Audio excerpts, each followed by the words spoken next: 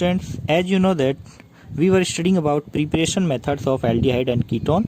In this sequence, now we are studying about methods of preparation of only aldehydes. There are two main methods preparation of only aldehydes, that is by the reduction of alkane nitriles, that is also called Stephen's reaction, and second is by the reduction of alkanoyl chloride, that is also called Rosenmund reduction. First of all, we study about Stephen's reaction.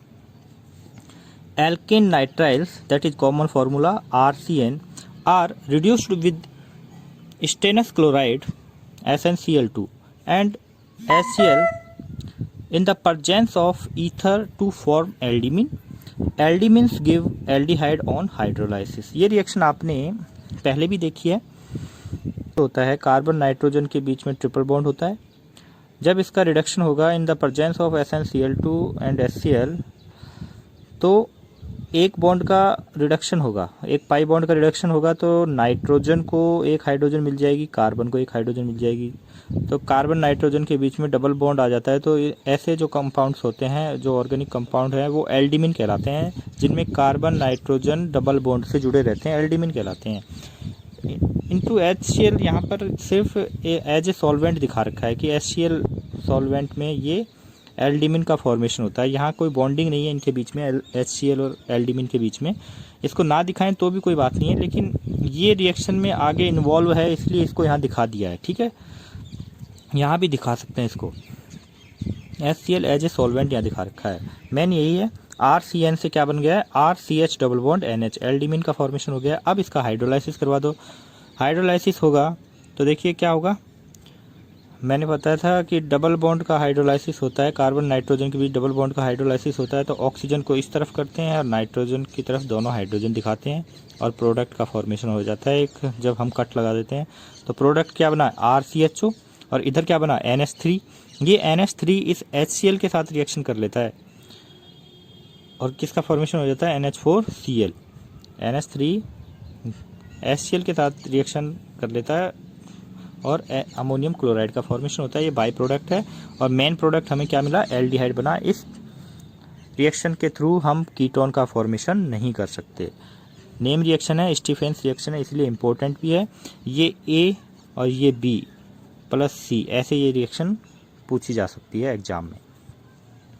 Second is by the reduction of alkanoyl chloride, RCOCl alkanoyl chloride होता है. Name reaction है, रोजेनमुंड reduction भी इसको बोलते हैं. Alkanoyl chloride are converted into aldehydes by catalytic hydrogenation in the presence of palladium plus barium sulphate. This reaction is known as Rosenmund reduction. Reduction है, catalytic reduction है, palladium और barium sulphate की presence में जब hydrogenation किया जाता है, CCl bond का इसका हाइड्रोजनेशन या रिडक्शन होता है, तो ये बॉन्ड जो होता है, ये बॉन्ड जो होता है, इसका रिडक्शन होगा तो एक हाइड्रोजन Cl को मिल जाएगी, दूसरी हाइड्रोजन इस कार्बन को मिल जाएगी. तो ये क्या बन गया, RCHO और ये HCl बाई प्रोडक्ट. तो देखिए ये ध्यान में रखना है. मेन बात ये है यहाँ पे कि इससे हम कीटोन का फॉर्मेशन नहीं कर सकते, कीटोन का फॉर्मेशन नहीं होगा. और दूसरी बात ये है कि इस रिएक्शन के थ्रू हम फॉर्मेल्डिहाइड का फॉर्मेशन नहीं कर सकते. फॉर्मेल्डिहाइड क्या होता है, HCHO, इसका फॉर्मेशन नहीं हो सकता. अगर करना भी चाहें तो कैसे होगा, R की जगह क्या लेना पड़ेगा, H लेना पड़ेगा, HCOCl, यानी कि मेथेनॉइल क्लोराइड. मेथेनॉइल क्लोराइड जो होता है वो स्टेबल नहीं है, ये नोट में लिखा हुआ है नीचे देखिए.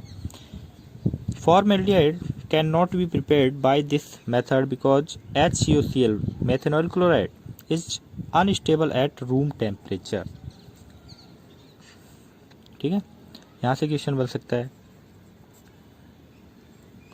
Second is here barium sulphate acts as a poison for palladium and prevent further reduction of aldehyde to alcohol. देखिए हम सिर्फ पैलेडियम लेकर भी ये रिएक्शन करवा सकते थे, लेकिन इसमें बेरियम सल्फेट इसलिए डाला जाता है कि ये बेरियम सल्फेट इसके लिए पॉइजन का काम करता है. ये है रिड्यूसिंग एजेंट पैलेडियम, इसके लिए पॉइजन का काम करता है, यानी कि इससे इतना ही काम करवाता है जिससे कि सिर्फ एल्डिहाइड ही बने, उससे आगे एल्डिहाइड का अल्कोहल में रिडक्शन ना हो पाए। ठीक है, तो बेरियम सल्फेट का यूज क्या है यहाँ पे रिएक्शन में, ये पॉइजन का काम करता है, यानी कि हम ये कह सकते हैं कि पैलेडियम की जो रिएक्टिविटी है उसको रिड्यूस करता है। तो ये 2 मेथड्स है ओनली एल्डिहाइड फॉर्मेशन के। Now we discuss about method of preparation of only ketone. एक ही मेथड है कीटोन के फॉर्मेशन का, या फिर ये कहें कि ओनली कीटोन ही ऑब्टेन होगी इस मेथड से। कीटोन तो हमने और भी मेथड से बनाया था, लेकिन ये जो रिएक्शन है इस रिएक्शन से ओनली कीटोन का ही फॉर्मेशन होता है। और इसमें रिएक्टेंट भी आप पहली बार ही देखोगे, और इस बुक में भी एक ही बार आया है इस तरह का रिएक्टेंट। एसीटो एसिटिक एस्टर और its derivatives are heated with dilute base to give ketones on ketonic hydrolysis. देखिए ये है एसीटो एसिटिक एस्टर, और इसका हाइड्रोलाइसिस करवाना है। इस बॉन्ड का और इस बॉन्ड का हाइड्रोलाइसिस होगा तो कीटोन का फॉर्मेशन होगा। या तो ये हो सकता है एसीटो एसिटिक एस्टर खुद ही, या फिर इसका कोई डेरिवेटिव। डेरिवेटिव का मतलब है कि यहाँ CH2 है तो एक हाइड्रोजन की जगह एक R लगा दिया, या फिर दोनों हाइड्रोजन की जगह 2 R लगा दिए। R का मीन्स से कोई भी एल्किल ग्रुप लगा दिया तो वो इसका डेरिवेटिव हो जाएगा। देखिए इसको याद करना बड़ा ही ईजी है। प्रॉब्लम यही आती है स्टूडेंट्स के लिए कि सर ये एसीटो एसिटिक एस्टर याद कैसे रखा जाए। अगर एग्जाम में क्वेश्चन ही यही आ गया कि ओनली कीटोन फॉर्मेशन की एक रिएक्शन दो, तो फिर इसको याद रखना पड़ेगा। इसकी स्ट्रक्चर को बड़ा ही ईजी है। देखिए अगर हम स्टेप्स में इसको याद करें, स्टेप्स में कैसे, ये है एसीटो ग्रुप, CH3CO ग्रुप क्या कहलाता है, एसीटो ग्रुप।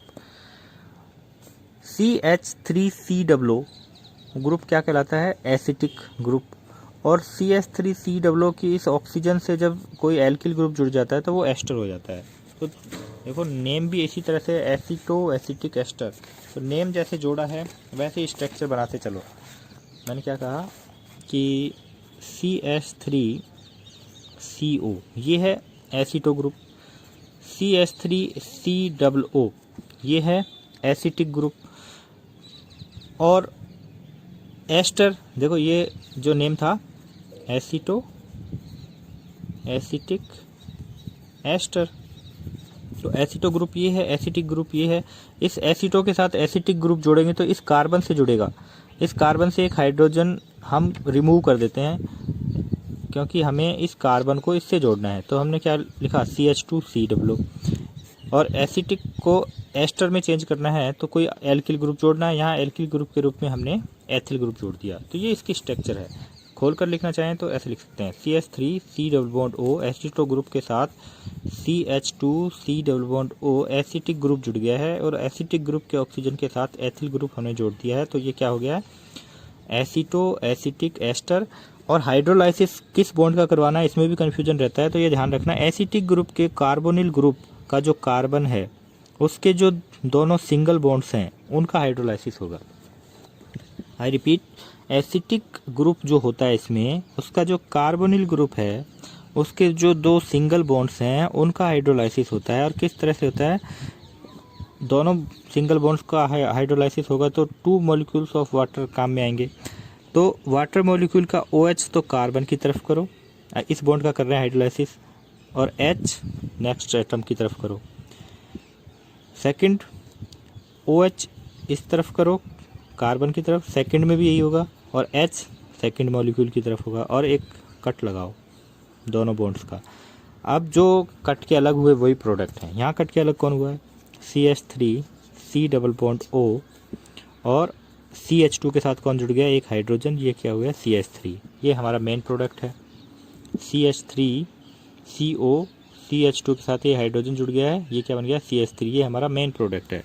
और यहाँ देखो ये बीच में ये सारे आपस में जुड़ जाते हैं, यानी कि CO के साथ एक तरफ OH जुड़ा और दूसरी तरफ ये नीचे वाला OH जुड़ गया, तो इसको हम क्या बोल सकते हैं H2CO3, ठीक है। और इधर देखिए क्या बना C2H5OH, ये एथेनॉल बन गया। लेकिन यहाँ देखिए एक तो ये है मेन प्रोडक्ट एसीटोन, जो कि हमने बनाया था अभी।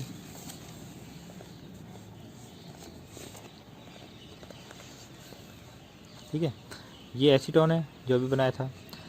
लेकिन H2CO3 की जगह यहाँ क्या दे रखा है, K2CO3। H2CO3 जो हम बना रहे थे इसकी जगह यहाँ पर क्या लिखा हुआ, K2CO3।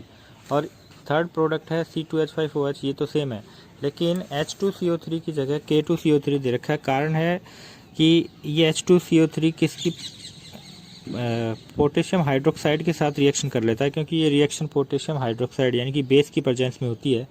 तो ये H2CO3 2KOH के साथ इस सॉल्यूशन में रिएक्शन कर लेता है, यानी कि ये तो बेस हो गया, ये एसिड हो गया, एसिड बेस रिएक्शन हो जाती है और एक साल्ट का फॉर्मेशन हो जाता है K2CO3 प्लस H2O 2H2O। ठीक है, यहाँ पर 2H2O दिखाया नहीं है, इसीलिए दिखा सकते हैं, लेकिन ये बाई प्रोडक्ट्स हैं, इनकी हमें इतनी ज़रूरत नहीं होती, मेन प्रोडक्ट हमें दिखाना ज़रूरी होता है। एसिटिक एस्टर का हाइड्रोलाइसिस करवाएंगे। हाइड्रोलाइसिस इस कीटो ग्रुप के दोनों सिंगल बॉन्ड्स का होगा।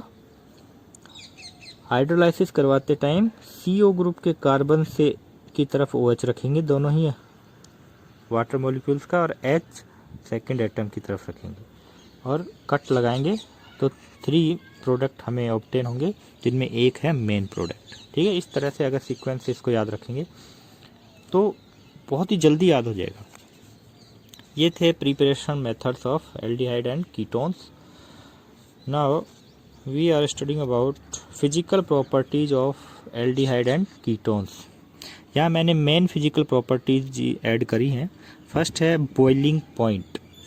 The boiling point of aldehyde and ketones are higher than hydrocarbons due to strong intermolecular dipole interaction.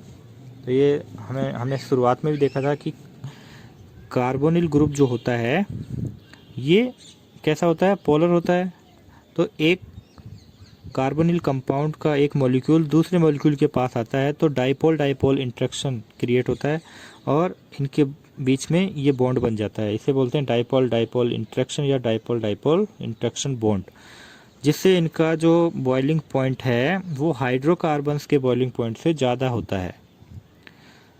जिनके मॉलिक्यूलर फार्मूला सेम होते हैं उनकी कंपैरिजन हम करते हैं in the presence of dipole interaction. ये शो करना होता है इस तरह से। सेकंड है बॉइलिंग पॉइंट में सेकंड पॉइंट है in ketones the dipole interaction is greater than aldehyde, therefore the boiling points of ketones higher than aldehyde. ये भी ध्यान में रखना है कि एल्डिहाइड और कीटोन का कंपैरिजन कर रहे हैं और सिर्फ उनका ही कंपैरिजन करते हैं जिनका मॉलिक्यूलर फार्मूला सेम होता है, यानी कि जो आइसोमर्स होते हैं। तो ये एल्डिहाइड है, नेम क्या है इसका, इसका है प्रोपेनेल और एसीटोन प्रोपेनोन का कंपैरिजन कर रहे हैं कि किसका बॉइलिंग पॉइंट ज़्यादा है। तो हम यहाँ क्या देखेंगे, फंक्शनल ग्रुप CO, यानी कि कीटोन का बॉइलिंग पॉइंट एल्डिहाइड के बॉइलिंग पॉइंट से ज़्यादा होता है, क्योंकि कीटोन्स में डाइपोल इंटरेक्शन ज़्यादा होता है। थर्ड है बॉइलिंग पॉइंट में dipole interaction in aldehyde and ketones are weaker than the hydrogen bonding in alcohols, therefore the boiling point of aldehydes and ketones are lower than alcohols of same molecular weight. Comparison है alcohols और carbonyl compounds, यानी कि aldehyde और ketone में। तो यहाँ आपको बताना है कि एल्कोहल का बॉइलिंग पॉइंट ज़्यादा होता है या फिर कार्बोनिल कंपाउंड्स का। तो हम कह रहे हैं कि एल्कोहल्स का बॉइलिंग पॉइंट कार्बोनिल कंपाउंड से ज़्यादा होता है। रीज़न क्या है कि एल्कोहल्स के मॉलिक्यूल्स के बीच में क्या पाया जाता है, हाइड्रोजन बॉन्ड पाया जाता है, जबकि एल्डिहाइड और कीटोन्स के मॉलिक्यूल्स के बीच में कौन सा इंटरेक्शन फोर्स पाया जाता है, डाइपोल इंटरेक्शन फोर्स पाया जाता है। तो वो थोड़ा वीक होता है, हाइड्रोजन बॉन्डिंग थोड़ी स्ट्रॉन्ग होती है। हाइड्रोजन बॉन्डिंग स्ट्रॉन्ग होने की वजह से एल्कोहल के मॉलिक्यूल्स, देखिए इस तरह से हमने देखी थी हाइड्रोजन बॉन्डिंग एल्कोहल्स में।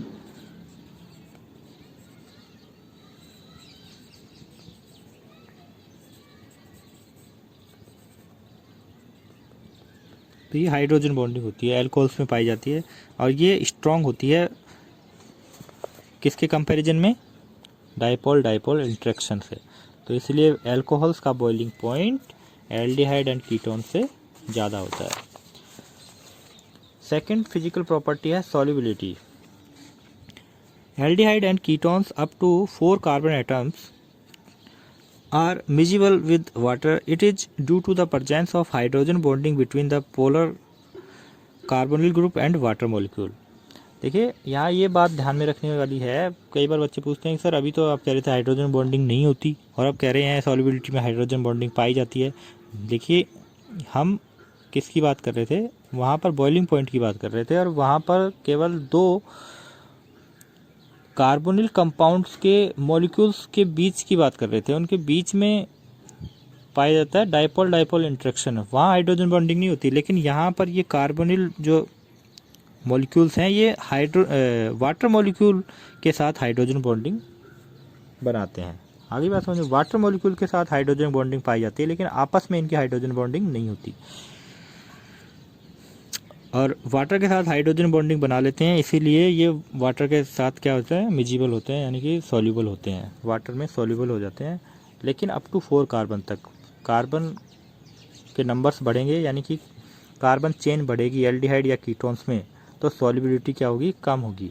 The solubility of aldehydes and ketones in H2O decreases when molecular weight और size of alkyl group increases, यानी कि R ग्रुप बढ़ेगा, इंक्रीज होगा, 4 से ज़्यादा कार्बन का होगा एल्किल ग्रुप, तो सॉल्युबिलिटी कम हो जाएगी। रीज़न ये है कि जो R ग्रुप होता है वो बिल्कुल भी पोलर नहीं होता, इसलिए ये वाटर मॉलिक्यूल के साथ जो सॉल्युबिलिटी है उसको कम करता है, ठीक है। लेकिन मेन क्वेश्चन यही है कि सॉल्युबिलिटी किसकी वजह से होती है, या फिर आपसे ये हाइड्रोजन बॉन्डिंग शो करवा सकते हैं कि एल्डिहाइड या फिर कार्बोनिल कंपाउंड और वाटर मॉलिक्यूल के बीच हाइड्रोजन बॉन्डिंग को शो कीजिए। ये थे main physical properties of carbonyl compound. Next video में हम केमिकल प्रॉपर्टीज पढ़ेंगे।